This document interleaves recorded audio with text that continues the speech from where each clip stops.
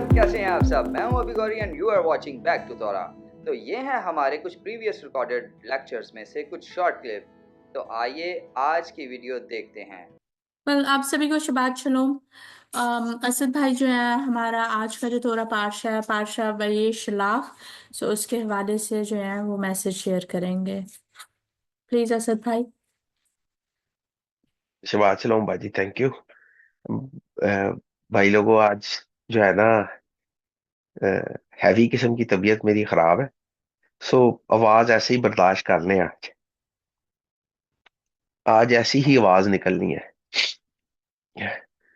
तो मुझे ना बेगम साहबा कह रही थी, साहब जी आपने मेडिसिन नहीं खाई। मैं कहा अगर मैं दोपहर में मेडिसिन खा लेता तो शवात का टाइम निकल जाता, अगर मैं अब मेडिसिन खा लेता तो मेरी क्लास का टाइम निकल जाता। शबाश शलोम सो असद साहब। चाचू शबात सलाम। खुदावंद आपको जल्द ठीक सो करे। चाचू, आमीन, सोम आमीन। अच्छा, एक चीज, इससे पहले कि हम वही शलाक के साथ जाएं, हमारी जो है ना अनॉइंटिंग ऑयल पे बात हो रही थी। मैंने ना ये जो हरकत है ना, ये अनॉइंटिंग ऑयल वाली, ये जो मकदिस वाला, उसकी उसके पैटर्न पे, उसके ब्लूप्रिंट पे बना हुआ ऑयल, ये सिर्फ जो है ना मिसियानिक्स के साथ देखी है। बाजी ने मेरे से ज्यादा देखा होगा क्योंकि बाजी के पास बहुत ज्यादा चीजें और उनका जो उनके पास बहुत ज्यादा ऐसा सामान होता है। लेकिन जो मैंने देखा है ना, वो सिर्फ मसीहानिक्स के साथ देखा। क्रिश्चियन जो बनाते हैं वो तो किसी भी तेल पे जो है ना वो जीसस का नाम लेते हैं, दैट्स ओके विद देम। वो सरों का तेल हो, वो तिलों का तेल हो, वो अलसी का तेल हो, व्हाट्सएवर, ठीक है ना। और मोस्ट ऑफ द जो क्रिश्चियन डोमिनियन है उनको तो अवेयरनेस भी नहीं है कि जो अनॉइंटेड ऑयल है वो उसकी उसका ब्लूप्रिंट क्या है। नहीं सो असद भाई, I do want to interrupt, खास तौर पे उन लोगों के लिए जो कि पाकिस्तान में नहीं रहते हैं। सो बाहर जो है ना, जहाँ पर जो क्रिश्चियन नेटवर्क ब्रॉडकास्ट होते हैं, उसमें जो है वो जरूर बहुत से ऐसे जो है वो आपको मिल जाएंगे जो कि इस किस्म के नहीं नहीं अनॉइंटिंग बाजी, मैं ऑयल पढ़ने को वालों की बात नहीं कर से। रहा। हाँ जी। मैं पढ़ने नहीं, वालों मैं की बात नहीं कर रहा। या मैं उन लोगों की बात कर रहा हूँ जो एक नॉर्मल चर्च गोअर है। एक्चुअली ये उन्हीं को जरूरत पड़ती है। आपकी आवाज नहीं आ रही। आपके सॉरी, आप लिप्स मैं हिल रहे कह हैं रही लेकिन। थी। हाँ जी, मैं कह रही थी, लेकिन वो तमाम जो कि हमारा यूट्यूब का चैनल देखते हैं, सो और अगर कोई जो है वो बाहर रहता है तो we want to let them know कि यहाँ पर जो है ना वो बिकता है, और बहुत से लोग जो है ना वो जी ऑनलाइन जी ऑर्डर करते हैं। सो मैं उनको जी। उनको अवेयर मैंने ये पैकेजिंग स्पेशली स्पेसिफिकली जो है ना, ये जो मिसियानिक है ना, ये उनके रेफरेंस में देखी थी, जो मैंने देखी थी कि जी ये, आई डोंट रिमेम्बर मैंने किसके उस पे देखी थी, लेकिन मुझे उस वक्त भी इससे इतराज था कि जो है ना, you never do it. It is clearly written कि आपने, मतलब किसी ने इसको अपने जाती इस्तेमाल के लिए नहीं बनाना। It is written, clearly written. ना तो वो खुशबू बनानी है, ना तो ये तेल बनाना है। हम तो इसकी कंपोजिशन के अंदर कोई एक या डेढ़ इंग्रेडिएंट भी नहीं डालते, जस्ट टू मेक श्योर के भाई नहीं, we are not doing it. मैं दिए जलाता हूं, I burn olive oil, that's it. मैं खुशबू जलाता हूं, जो मुझे सादी सी खुशबू मिलती है, ठीक है ना, मैंने उसको कोई ट्रीटमेंट नहीं करना होता। That's what you do. आपने मकदिस के उसके अंदर जो है ना वो पाँव नहीं रखना। सो ये तो हो गई इस चीज की बात। हमारा आज का हमारे 8वीं रीडिंग है जेनेसिस से, वयेशला एंड ही सेंट। चैप्टर्स हैं 32:4 या 32:3 से। सो वो डिफरेंस ऑफ वर्स आ जाता है 36:43 तक। और हमारा जो हफ्तौरा है वो है अब्दिया, और एक ही चैप्टर है। सो जो हमारा पारशा का टाइटल है, एज एज ऑब्वियस, वो हमारी फर्स्ट वर्ड से आया, जैसे जो मैंने पढ़ी हुई वही ये शला। और उसके बाद सूरत हाल ये है कि बुजुर्ग याकूब जो है वो अपने कुछ पैगंबरों को, अपने मैसेंजर्स को जो है ना अपने भाई इसाव के पास जो है ना वो भेजते हैं। और बुजुर्ग याकूब जो है वो अपने भाई से मिलने की सारी तैयारी करते हैं, और इस दौरान उनका एक मिस्टीरियस एनकाउंटर होता है। ठीक है, और उसके बाद जो है ना जब वो अपने भाई से मिल लेते हैं तो कुछ एक दो वाकयात उनकी जिंदगी में होते हैं। ये हमारा एक्चुअली आज का हिस्सा है। सो हमारे यहाँ एक बात मशहूर है कि आसमान से गिरा खजूर में अटका। सो सूरत हाल अब ये बन गई है कि बुजुर्ग याकूब जो है वो लाबन से तो फरार होके भाग के तो आए हैं। अब एक और मुश्किल उनके सामने है कि उन्होंने अपने भाई से जो है ना वो मुलाकात करनी है। और जो पीछे उन दोनों भाइयों के दरमियान सिनेरियोस गुजर चुके हैं, मैं पीछे नहीं जाऊंगा, हम सुन चुके हैं इस चीज को, कि उनके दरमियान काफी जो है ना वो टेंशन रही है। सो कमोबेश 20 साल के बाद जो बुजुर्ग याकूब हैं वो लाबन से आजाद होके और उसका जो जितना भी मिस ट्रीटमेंट था उसे रिहाई पाके वो जो है ना मुल्क मतलब कनान की सरजमीन पे वापस आ रहे हैं। और ये हमें पता है कि लाबन इस चीज से को खुश नहीं था। वो उसने अपनी पूरी ताकत से उनका पीछा करने की कोशिश की, लेकिन बुजुर्ग याकूब के साथ जो है वो खुदावन का हाथ है, खुदावन की मेहरबानी उनके साथ थी। सो लाबन की जैसी भी नीयत थी नुकसान पहुंचाने की या नहीं, लेकिन खुदावन जो है वो उनको बचाने के लिए जो है ना ही वॉज देयर। अब लाबन वाला किस्सा तो निपट गया, लेकिन एक प्रॉब्लम अभी भी है कि एक नाराज भाई अभी भी मौजूद है और अभी उससे मुलाकात करनी है।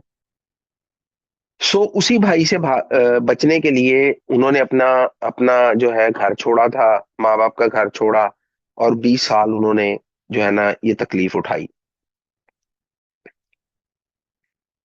अब बुजुर्ग याकूब जो है इतने सालों के बाद जब अपने भाई से मिलने जा रहे हैं तो उन मतलब ही होप के अभी जो है ना उसका गुस्सा, वक्त जो है ना वो बहुत सारी चीजों का सलूशन कर देता है। कि यार अभी उसका गुस्सा जो है वो ठंडा हो गया होगा, और इससे लेकिन हम बुजुर्ग याकूब जो है वो इस चीज का वो नहीं ले सकते थे कि हो गया होगा। उन्होंने इससे पहले अपने मैसेंजर जो है अपने से आगे अपने भाई के पास भेजे।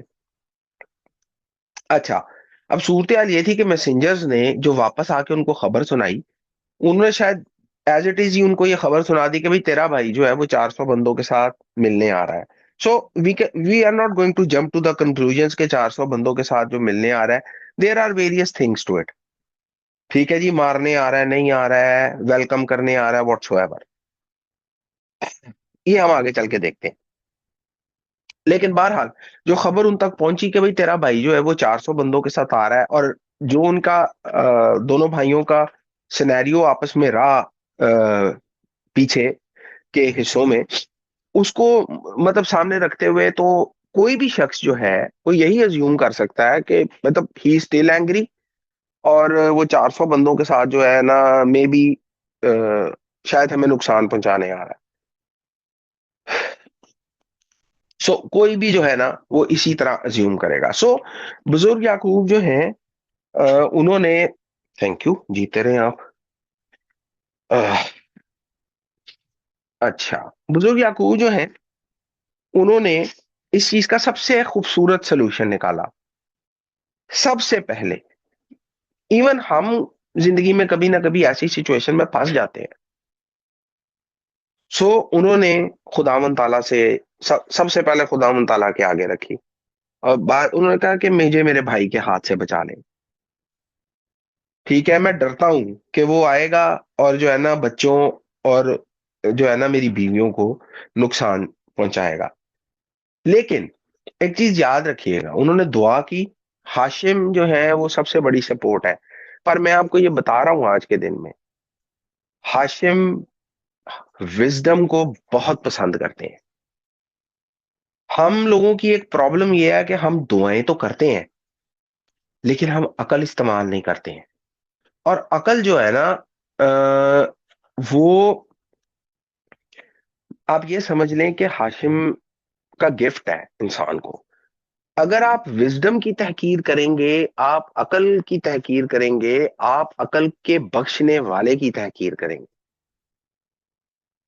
सो बहुत सारे ऐसे वकूए हमें तौरा में मिल जाते हैं जहां पर लोगों ने अपनी दानाई से, अपनी हिकमत और अकल से अपनी जानें बचाई हैं।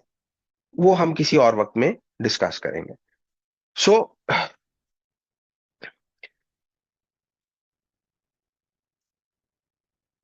सूरत हाल ये है कि बुजुर्ग याकूब ने अपनी पूरी फैमिली को दो ग्रुप्स में डिवाइड कर दिया।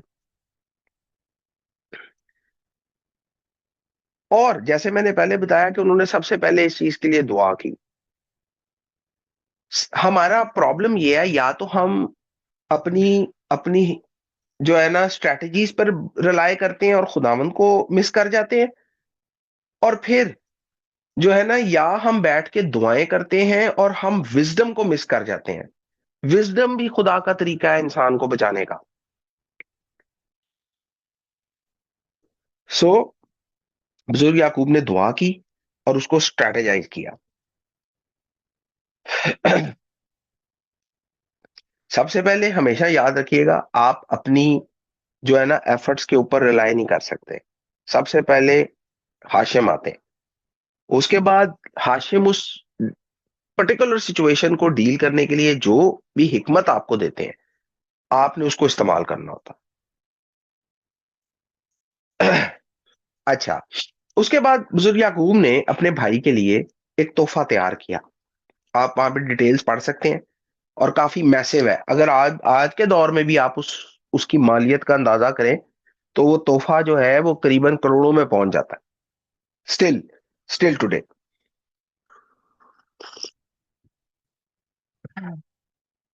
अमसाल की किताब में लिखा है कि जो हदिया है ना या तोहफा है, वो कहर को धीमा कर देता है।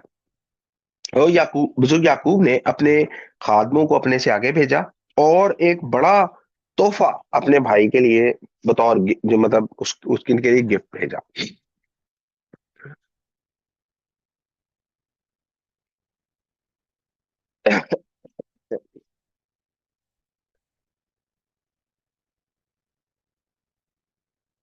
अब सूरत हाल ये थी कि बुजुर्ग याकूब जब अपने भाई को मिलते हैं ना, ये बात खैर आगे की है लेकिन मैं ये बात बताना चाहता हूं आपको।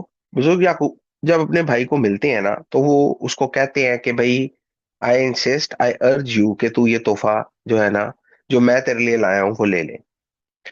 और इसहाब उस मुलाकात पे ये कहता है कि नहीं, तेरी चीजें जो है ना वो तेरे साथ रहें। और मजे की बात यह है कि यहां पर जो लफ्ज एज अ गिफ्ट ट्रांसलेट हुआ है वो है बराखा। गिफ्ट है, बराखा। और अगर आप इसको ऐसे एज इट इज ट्रांसलेट करें तो इट्स अ ब्लेसिंग।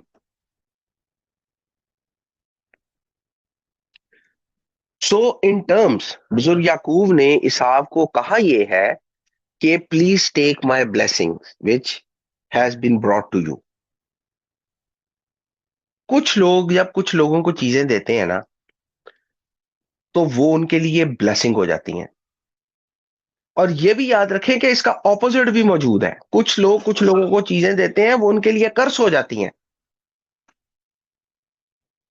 सो आपने जब भी कभी किसी से कोई चीज लेनी है, किसी की चीज देनी है, ये याद रखिएगा, इसका एक स्पिरिचुअल रैलम में इसका एक अफेक्ट होता है। मैं आपको एक मतलब ऑफ ट्रैक एक बात बताता हूं। हमें ये लगता है कि हम अपने पुराने कपड़े जो है ना वो लोगों को दे देते हैं, यार चलो किसी गरीब के काम आ जाएंगे, कोई चीजें हमारी पहन लेगा। नॉर्मली हम इस चीज को ध्यान में रखते हैं कि हम ले किससे रहे हैं। मसलन अगर आप किसी के कपड़े पहनते हैं, फॉर से आप किसी के कपड़े पहनते हैं, आप कहीं ना कहीं उसका एक ऑरा शेयर करते हैं। And it is the same जब आप अपने कपड़े किसी को देते हैं या अपनी चीज किसी को देते हैं, तो वो आपका ऑरा शेयर करता है। सो ये ब्लेसिंग और कर्सेस का यही सूरत हाल है।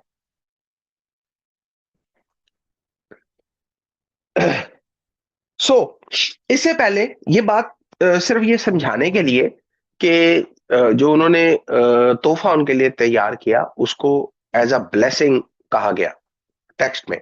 लेकिन बहरहाल इस वक्त तक उनकी मुलाकात अपने भाई से अभी हुई नहीं है।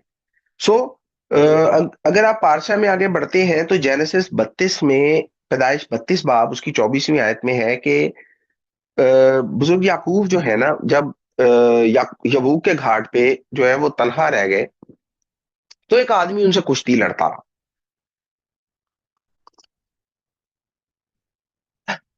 अब बुजुर्ग याकूब ने खुदावन से दुआ कर ली, चीजों को स्ट्रेटेजाइज कर लिया, अपने भाई के लिए गिफ्ट तैयार कर लिया, जो उनके जो उनको समझ आता था उन्होंने ये सारा कर लिया। लेकिन सूरत ये बनी कि इससे पहले कि ये सारा कुछ होता, बुजुर्ग याकूब का एक मिस्टिकल इनकाउंटर हुआ। अच्छा, कुछ लोग ये कहते हैं कि वो जो मिस्टिकल करेक्टर था वो एंजल था, फरिश्ता था, या इसाब का फरिश्ता था, या वो जो है वो खुदावंद का फरिश्ता था। There are various interpretations to it.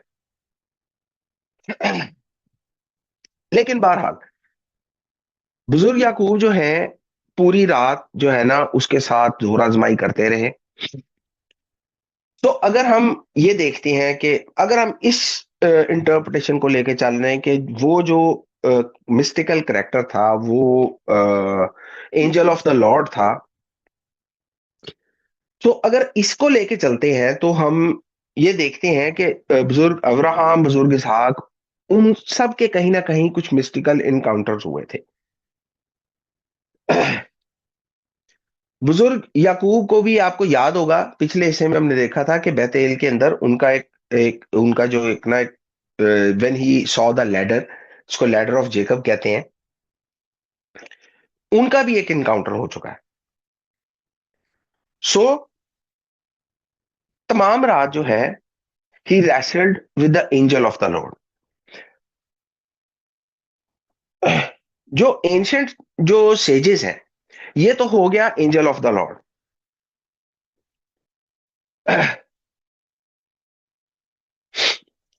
जो एंशियंट कुछ सेजेस हैं वो ये उसको इस तरह से इंटरप्रेट करते हैं कि ये जो मिस्टिकल करेक्टर था, ये बेसिकली वो फरिश्ता था जो इसहाक को रिप्रेजेंट कर रहा था। और आपको ये याद होगा कि जब बीबी रिबका जो थी वो हामिला थी, तो उस वक्त भी उनके जो है ना बतन के अंदर एक स्ट्रगल चल रही थी दोनों भाइयों में। So physical struggle as well as the spiritual struggle.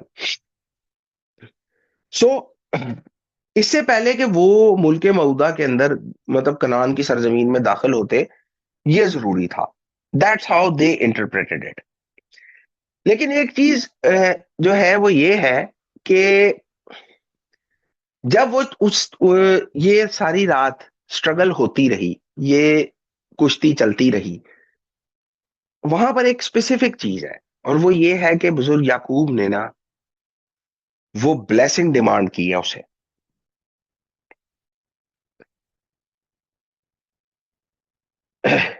और फिर वहां पर तीन चीजें हुई हैं। ब्लेसिंग डिमांड की गई है, उन्होंने उस जगह का नाम जो है वो फनीएल रखा, या फेस ऑफ गॉड, ठीक है। और बुजुर्ग याकूब ने जो अपना तब्दीली नाम है He accepted it.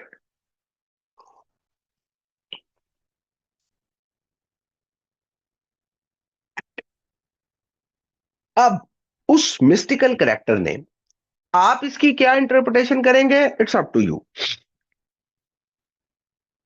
लेकिन उस मिस्टिकल कैरेक्टर ने बुजुर्ग याकूब का नाम बदल के इसराइल रखा। और मजे की बात यह है कि खुदावन ताला ने बुजुर्ग अब्राम का नाम चेंज करके अब्राहम रखा। खुदावन ताला ने उनको कहा कि तू उसका नाम इसहाक रखना, और खुदावन ताला ने जो है ना बुजुर्ग याकूब का नाम जो है वो बदल के जो है वो इसराइल रखा।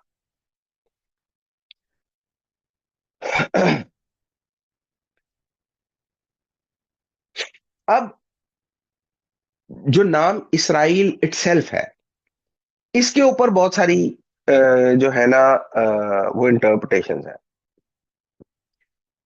कुछ कहते हैं कि इसकी जो मतलब इसका एक मतलब ये हो सकता है कि he struggle and prevailed with God.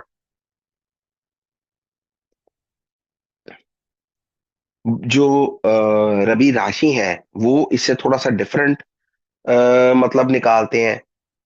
वो ये कहते हैं कि इसका मतलब कहीं अथॉरिटी के साथ जाके मिलता है। सो इसका मतलब कुछ यूं बनेगा कि अथॉरिटी विद गॉड और ऑथराइज्ड बाय गॉड।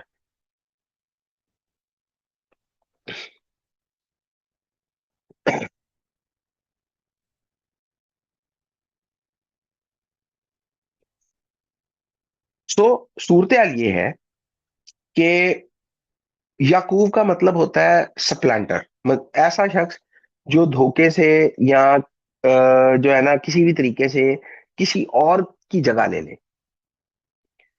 शायद इसीलिए जो है ना कहीं ना कहीं याकूब का मतलब कहीं ट्रिकस्टर भी ले लिया गया है। आपको याद होगा कि इसहाक ने यह बात कही थी, क्या उसका नाम सही नहीं रखा याकूब, क्योंकि उसने फिर मेरे साथ ये किया है। सो राशि ये कहते हैं कि जो बुजुर्ग याकूब हैं उन्होंने उस फरिश्ते को ये कहा, लेट्स टेक फरिश्ता, कि भाई मैं तुझे जाने नहीं दूंगा जब तक कि तू मुझे बरकत नहीं देगा। और वो ये कहते हैं कि यहां पर जो इब्रानी है it indicates a past tense. So कहने का मतलब ये है कि I don't know how to explain it, लेकिन मतलब explain it in Urdu, but वो क्या है कि I will not let you go unless you have already blessed मी।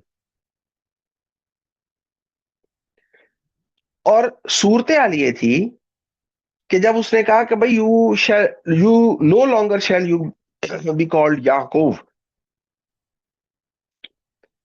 सो इसको आप इन अ सेंस ये ले सकते हैं कि जो बुजुर्ग याकूब की ब्लेसिंग है it comes by no means of trickery and deceit, किसी धोखे से नहीं आई।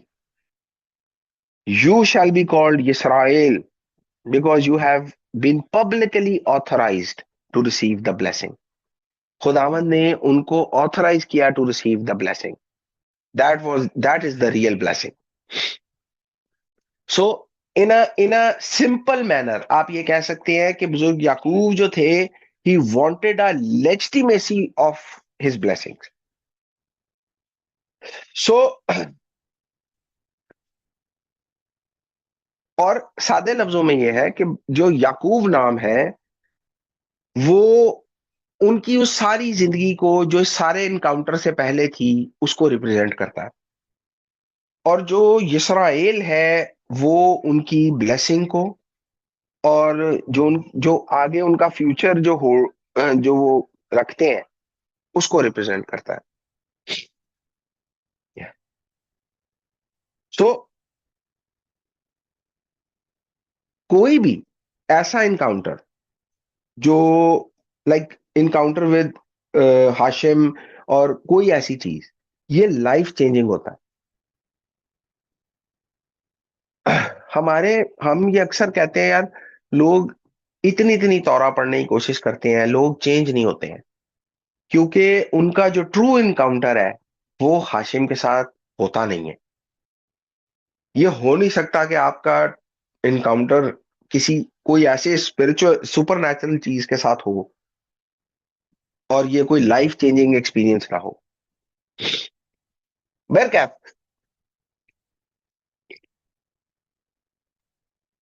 उस सारी जो कुश्ती है उसके नतीजे में ये हुआ ये।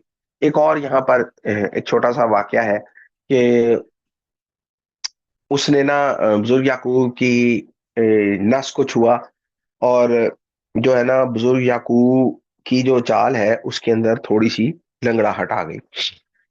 अब इसी सिलसिले के अंदर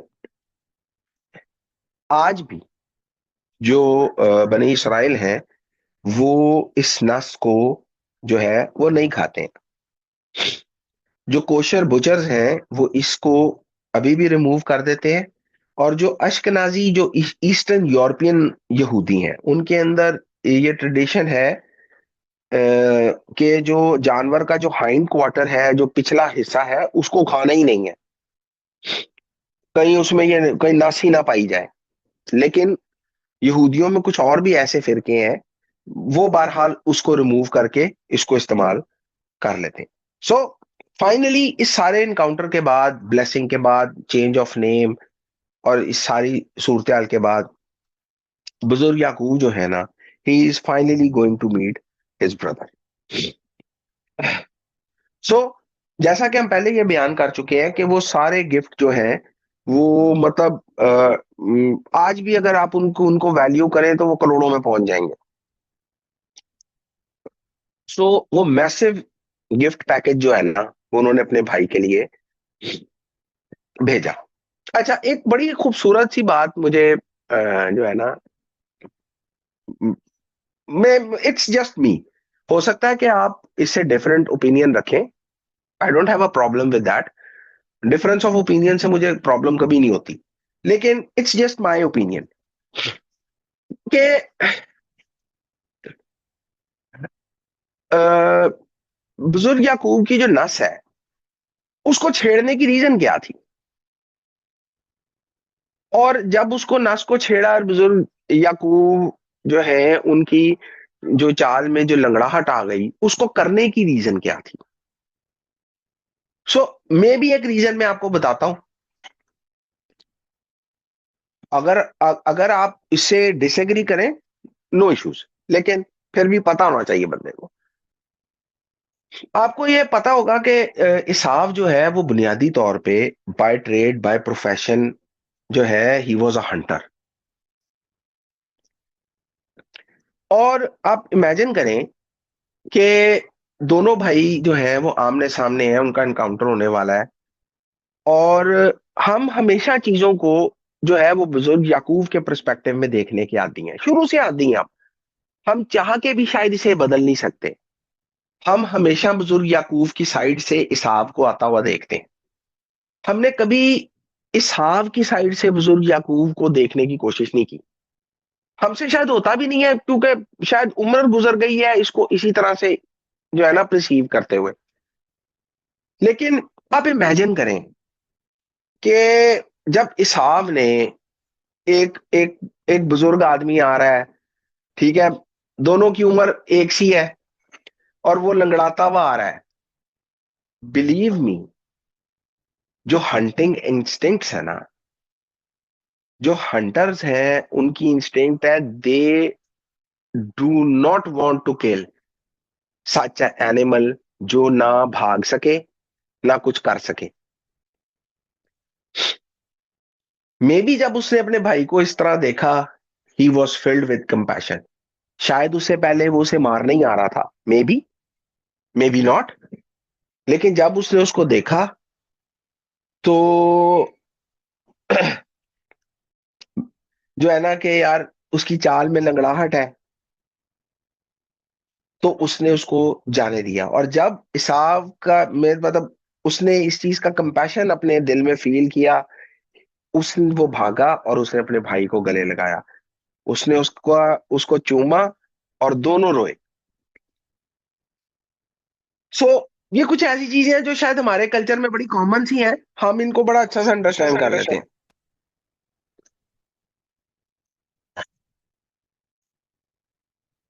तो ये एक पर्सपेक्टिव हो सकता है कि एज अ हंटर जो है ना, उसकी सारी जो वो थी ना, वो जो उसकी किलर इंस्टिंक्ट थी उसके अंदर, it turned into a compassion for his brother.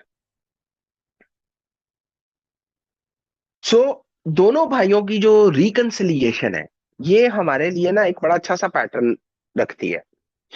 Even अब ब्रित खदाशा में देखेंगे ना, तो ये मैसेज आपको दिया जाता है कि जित जहां तक मुमकिन हो सके ना, सबके साथ पीस में रहो, जहां तक मुमकिन हो सके। सो अगर आप बुजुर्ग याकूब के का चलन देखेंगे, तो आप ये देखें कि उन्होंने हर वो मुमकिन कोशिश की जो उनके भाई के साथ जो है ना, उनकी रिकंसिलिएशन कर सकती थी। उन्होंने इस चीज को दुआ से स्टार्ट किया, उसके बाद उन्होंने अपने भाई के लिए तहाइफ तैयार किए, ठीक है ना, और दोनों मिलके जो है ना रोए, और उन्होंने एक खास मैसेज भेजा। उन्होंने कहा, तेरा खादिम याकूब। इवन दो कि ब्लेसिंग उनके पास थी, खुदावंद ताला का हाथ उनके साथ था, खुदावंद उनके साथ थे। मैं आपको ये बता रहा हूं कि लाबन चाहता भी तो बुजुर्ग याकूब का कुछ नहीं कर सकता था। इसाव चाहता भी तो बुजुर्ग याकूब का कुछ नहीं कर सकता था। लेकिन इसके बावजूद भी जब वो इसाव से मिले, तो उन्होंने इसाव को यही कहा कि तेरा खादिम याकूब।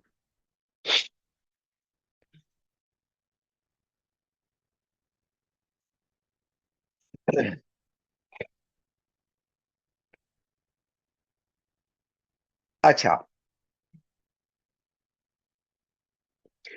बहरहाल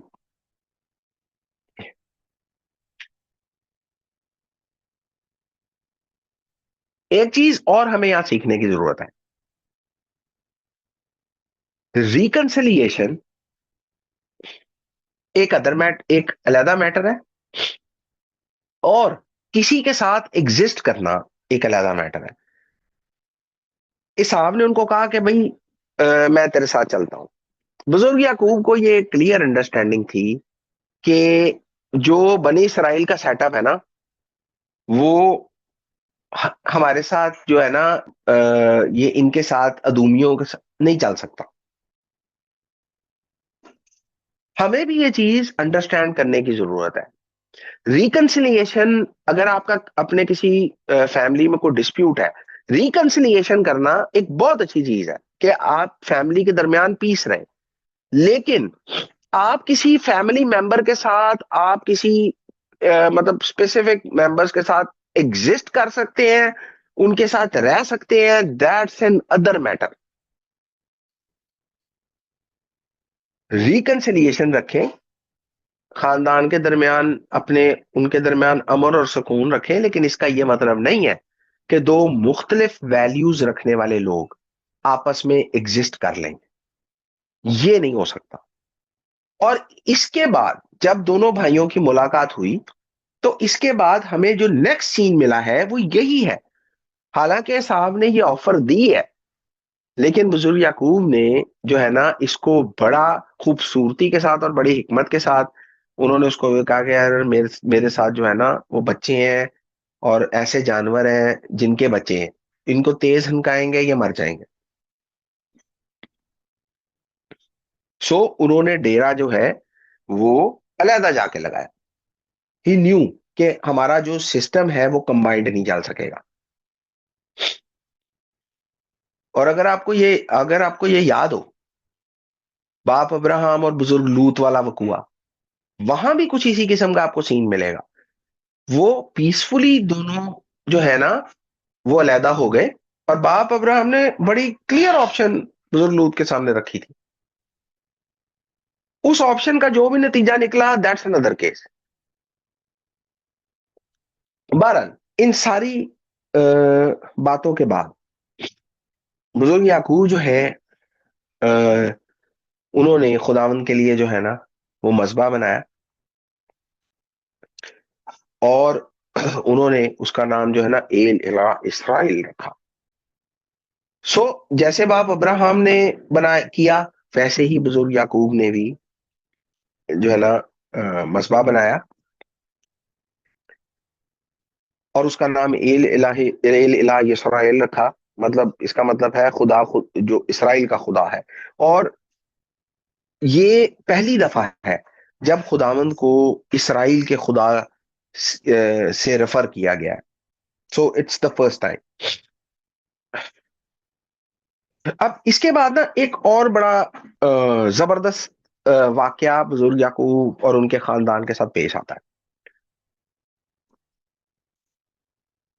और वो वाकया है बीबी दीना का।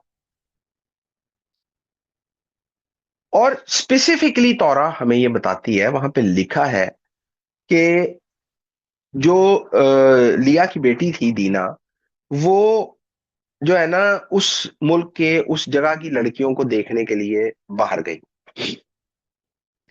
ये बात आप अपनी गिरा में बांध लें, इसको अपने दिल की तख्तियों पे लिख लें। आपका सोशल सर्कल बहुत इंपॉर्टेंस रखता है। ये याद रखें कि जिस तरह के लोगों से हम अपने आप को सराउंड करते हैं, हम उसी तरह के बनना शुरू हो जाते हैं। बड़ी पुरानी मिसाल है, हजारों दफा आप लोगों ने सुनी होगी, लेकिन आज फिर भी दोहराऊंगा। आप सही आमों की पेटी में खराब आम डाल दें, वो सारे सही आम मिलके भी अपनी सेहत, अपनी तंदुरुस्ती उस खराब आम को नहीं देंगे, लेकिन वो सारे सही आम उसकी खराबी पकड़ लेंगे। नेचर आपको ये चीज सिखा रही है। इवन इन नेचर खराबी का ऐसा बुरा इंपैक्ट और इफेक्ट होता है। आप ये सोचते हैं मैं बहुत अच्छा हूं, बारी ताला आपको हमेशा अच्छा रखें, मैं तौरा को फॉलो करता हूं, ठीक है यार, इन लोगों को भी तो किसी ने बचाना है ना। आप बिलीव यू मी, आप इनको बचाने के चक्कर में खुद मरेंगे। बुराई, आप बुराई में इंडल्ज हुए नहीं, आप बुराई को आपने जगह दी नहीं, आपका और आपकी फैमिली का सिस्टम खराब हुआ नहीं। अच्छा, बहरकैफ जो बीबी दीना है वो वहां की लड़कियों के साथ ना वक्त गुजारना चाहती थी, and it was a very wrong place for her. इसी चीज की वजह से तो बुजुर्ग याकूब जो है वो इसाव के साथ गए नहीं, इसी चीज को अवॉइड करने के लिए। ये याद रखें, she did not belong with the Canaanites girl. और ये कनानियों की लड़कियों का प्रॉब्लम तो हमें शुरू से नजर आ रहा है। बाप अब्राहम ने बंदा भेजा कि मेरे बेटे के लिए जो है ना मेरे जो है ना घर से जो है ना वो लड़की लेके आ, कनानी लड़कियां नहीं लेनी।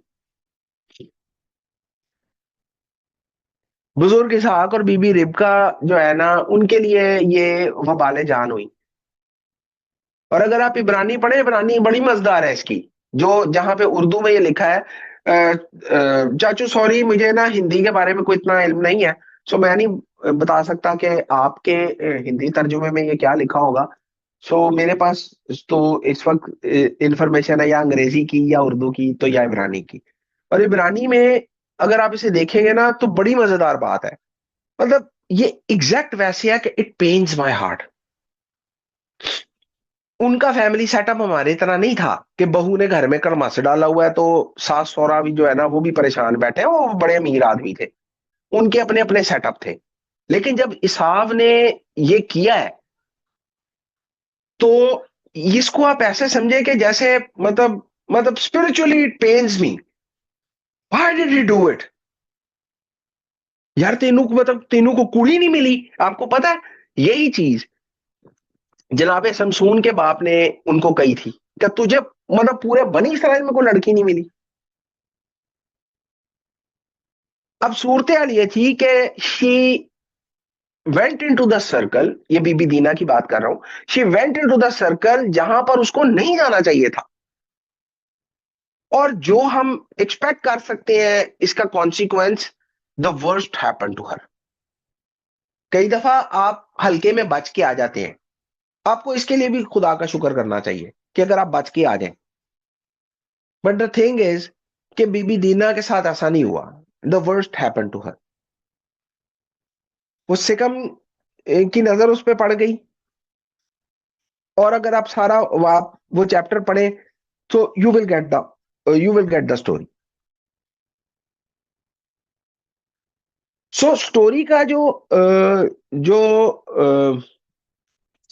सेंट्रल पॉइंट है, उसका क्रक्स है, वो ये है कि अगर आप अपने बच्चों को मॉरल पाथ पे रखना चाहते हैं, आप उनको इमोरल बच्चों के दरमियान नहीं रख सकते हैं। चाहे वो आपके अजीजों रिश्तेदारों के बच्चे हैं, चाहे आप ये सोच रहे हैं, चाहे आपके घर में कोई ये कह रहा है कि नहीं यार वो माइंड कर जाएंगे, भाई वो ये हो जाएगा, देखें वो नाराज हो जाएंगे। तो फिर जब ये याद रखें, आपके बच्चे इमोरल बच्चों के दरमियान रहेंगे, वो उनके जैसा बनेंगे। आपके बच्चों की अच्छाई उनको नहीं लगेगी, उनकी बुराई आपके बच्चों को लगेगी। जितना मर्जी गॉडली और अपराइट बच्चे बच्चियां आपने कर लिए हैं, जितना मर्जी आपने उनको अच्छा रेज कर लिया है, जो लॉज ऑफ सोशियोलॉजी हैं, they can not prevail over them. वो खराब होंगे ही होंगे। और यही प्रिंसिपल हम सब पे अप्लाई होता है। बेशक आप दुनिया का नूर है, लेकिन आप दुनिया के नहीं हैं।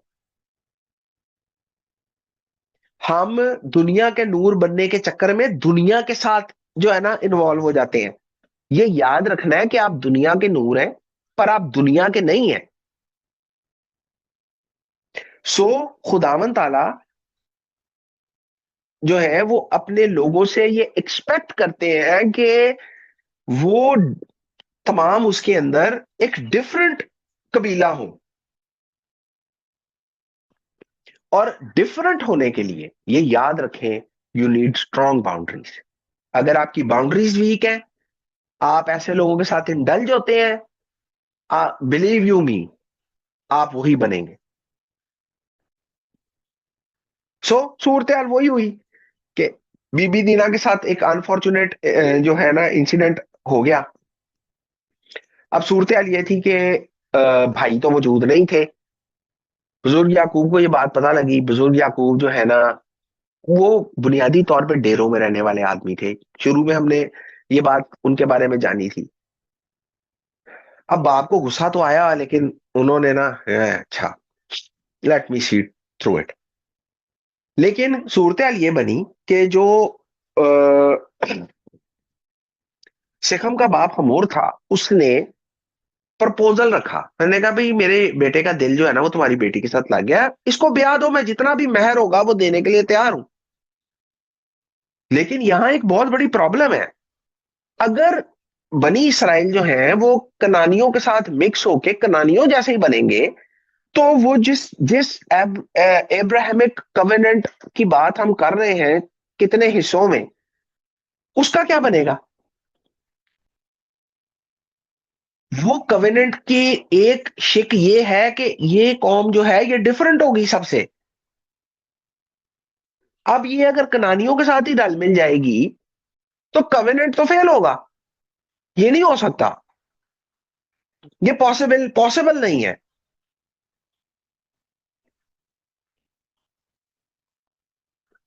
और इस सारे वाक्य का, होपफुली आप में से बहुत सारे इस सारे वाक्य को जानते होंगे कि भाइयों ने प्रपोजल रखा कि भाई देखो हम नहीं तुम्हारे साथ मिक्स हो सकते, लेकिन सूरत हाल ये है कि अगर तुम खतना करा लो और हम जैसे हो जाओ तो फिर हम सोच सकते हैं। उनके लिए जो है ना ये वाली ऑप्शन एक्सेप्टेबल थी। लेकिन एक्सेप्टेबल थी, हुआ क्या?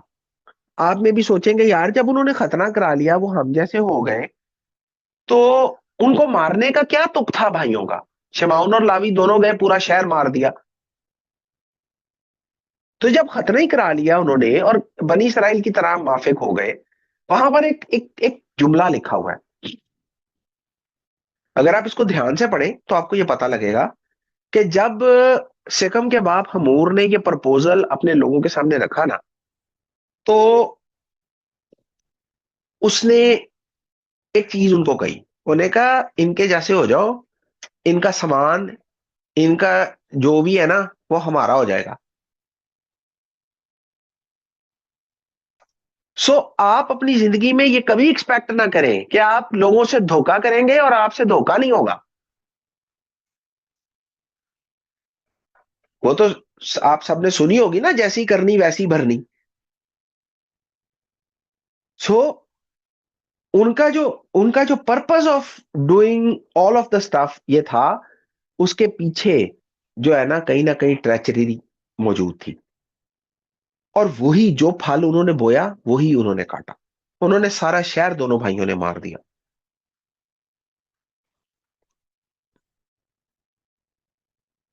सो इसके बाद, इस सारे इंसिडेंट के बाद जो है ना,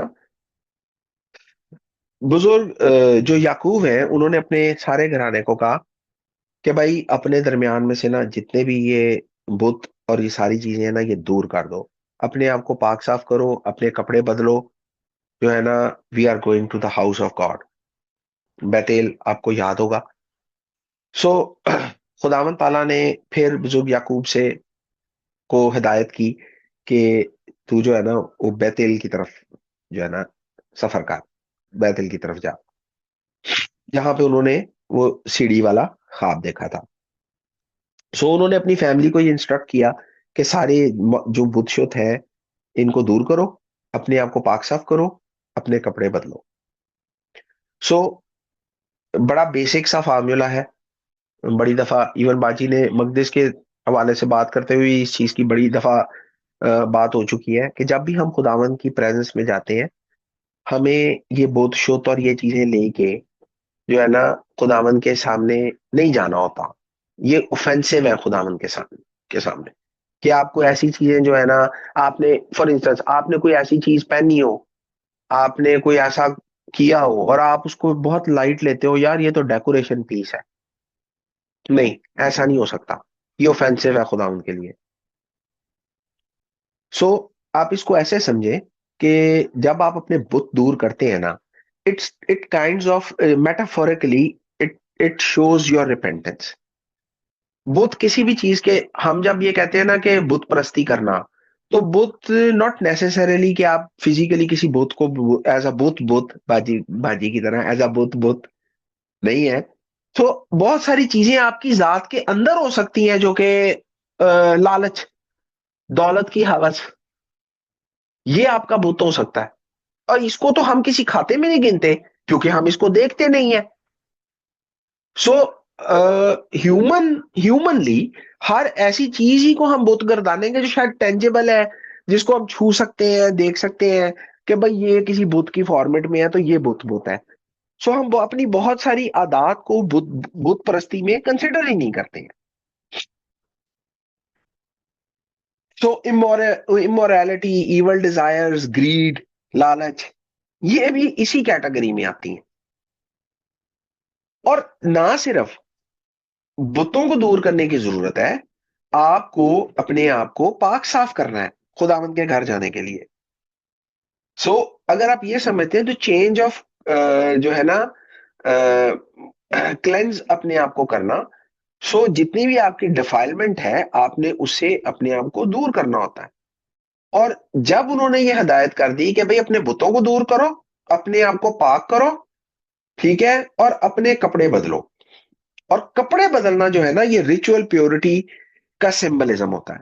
कुछ लोग इसको बैप्टिज्म का सिंबल भी समझते हैं, ठीक है ना। और यही चीज है जिसको नए हतामे में प्रोजेक्ट किया गया कि मसीह को पहन लो। मसीह को पहनना क्या है भाई? So it is the same as कि आप तौरा का लिबास पहन लें। सो इससे पहले कि आप खुदा के पास जाएं, आपने ये 3 प्रोसेसेस करने होते हैं।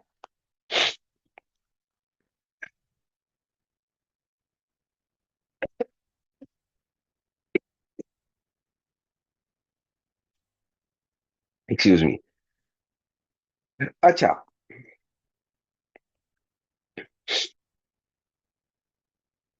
इन सारी बातों के बाद सूरत हाल ये बनी कि जब बुजुर्ग याकूब जो है वो सफर कर रहे थे, तो जो एक मेजर इवेंट उनकी जिंदगी का ये हुआ कि बीबी राखिल जो है, उनका जो एक्सपेक्टेड टाइम था वो आ गया। और अनफॉर्चुनेट इवेंट ये हुआ कि ड्यूरिंग द चाइल्ड बर्थ, जिसमें बिन्यामीन पैदा हुआ, बीबी राखिल जो है वो रहलत फरमा गई। और ये जो है ना, आपको याद होगा कि उन्होंने अपने बेटे का नाम यूसुफ रखा था, और यूसुफ का मतलब ये है मे ही ऐड अनदर, ये उसमें एक और शामिल हो। सो खुदावंद ने ये चीज का जवाब दिया, और उन्होंने दूसरे बेटे को जन्म दिया, लेकिन उस डिफिकल्ट लेबर के नतीजे में शी डिड नॉट सर्वाइव। और सूरत हाल ये थी कि मतलब वाइल्ड डाइंग उन्होंने अपने बेटे का नाम बेनूनी रखा, the son of my trouble. अब बुजुर्ग याकूब, आपको पता ही है, बीबी राखिल के लिए तो जो है उन्होंने क्या क्या नहीं किया। और आप इमेजिन करें कि वो किस कदर हार्ट ब्रोकन सिचुएशन है उनके लिए। लेकिन हालांकि उनकी उनकी ये वालदा ने उनका नाम बेनोनी रखा, यानी सन ऑफ माई ट्रबल, उनके बाप ने उसका नाम चेंज करके बिन्यामीन रखा, जिसका मतलब है the son of the right hand. बेशक वो बच्चा जो है ना, वो अपनी माँ की मुश्किल का सबब था, लेकिन वो अपने बाप के लिए जो है ना, वो he was a source of Joy. और उसकी पैदाइश के साथ ही जो है ना, इसराइल का जो काउंट है, बनी इसराइल का, ट्राइब्स का, वो पूरा हो गया। और एक और चीज वहां बड़ी मजेदार लिखी है, जो कि हम सबको ना बहुत जबरदस्त तरीके से सीखने की जरूरत है। और वो ये है, वहां लिखा है कि राखिल को दफनाने के बाद याकूब जो है ना वो आगे बढ़ा। हमारे बहुत सारे अजीज हमसे जुदा होते हैं, नॉर्मली हमारे पेरेंट्स के साथ, हमारे जो वेरी क्लोज ब्लड रिलेटिव्स हैं उनके साथ अक्सर हमारे साथ ऐसा होता है, हम उस फेज में से निकल ही नहीं पाते। और बुजुर्ग याकूब जो है, उन्होंने, he was a man of God. बेशक उनके दिल में दुख है और दुख रहा, लेकिन ये लिखा है कि वो आगे बढ़ा। This is life. यही हमने उनसे सीखना है कि अगर आपकी जिंदगी में, देखें, जो दुनिया में आया उसने दुनिया से जाना है। दैट्स वन रियलिटी जो कि आपको अंडरस्टैंड करनी है। और जब कोई इस दुनिया से चला जाए, ठीक है, खुदावंद करे कि हम सब अच्छी जिंदगी गुजार के, अच्छी दौड़ दौड़ के जो है ना इस दुनिया से जाएं, लेकिन जो हमारे पीछे हैं उनको आगे बढ़ना है। They need to move forward. वो उसी के साथ जो है ना, मरे के साथ जो है ना, जीते जीते मरना मराने वाला काम नहीं होना चाहिए। सो बुजुर्ग याकूब के अमल से जो है ना हमारे लिए इसमें ऐसी हिदायत पाई जाती है। और इसके बाद उनकी जिंदगी में एक और मेजर इवेंट होता है, और वो है बुजुर्ग इसहाक का जो है ना वो रहलत कर जाना। सो बुजुर्ग इसहाक जो है, उन्होंने सबसे ज्यादा लंबी उम्र पाई, करीबन 180 साल। और लिखा है कि खूब बुढ़ापे में जो है ना, उसने अपनी आखिरी सांस उन्होंने अपनी आखिरी सांस ली, और उनके दोनों बेटों ने जो है ना उनके जो है ना दफन करने का इंतजाम किया। और यहाँ पे ना एक और मजे की बात, जब बुजुर्ग इसहाक रहलत फरमा गए, सो इसहाक जो था उसने विलिंगली अपने और अपने खानदान को जो है ना वो लेकर वो उस मुल्क से, कनान से चला गया। और वो शहीर में जाके जो है ना उसने बसेरा किया अपने भाई से दूर। और इसके बाद तौरा पोर्शन का जो कंक्लूजन है, वो आपको इसाव की जो सारी जनरेशन है, उसके जो डिसेंडेंट्स हैं, वो उसके बारे में पता लगता है आपको। और जिस तरह बुजुर्ग याकूब की औलाद जो है वो एक ताकतवर कौम बनी, ठीक है ना। इसाफ की जाने जो डिसेंडेंट्स थे, उनके जो औलाद थी, उसको बताने का मकसद आपको ये है कि अदूम भी जो है, it turned out to be a very powerful nation. और वो प्रोफेसी जो बीबी रिबका को की गई थी कि दो कौमें तेरे तेरे जो है ना वो वतन में है, वो जो है ना इट इज कमिंग ट्रू। दोनों जो है दोनों भाई they are turning into two very powerful nations. So this is the end of our पार्शा। सो बरूख हशेम नेक्स्ट पार्शा में हमारी मुलाकात होगी। मे बी बारी ताला खैर करे तो उस वक्त तक आवाज बेहतर होगी, गला बैठा नहीं होगा। लेकिन अगर हो भी तो डजेंट मैटर। सो बरूख हशेम, बारी ताला आपको सेहत सलामती दे, सारों को खुश रहें, सलामत रहें, शबात सलाम।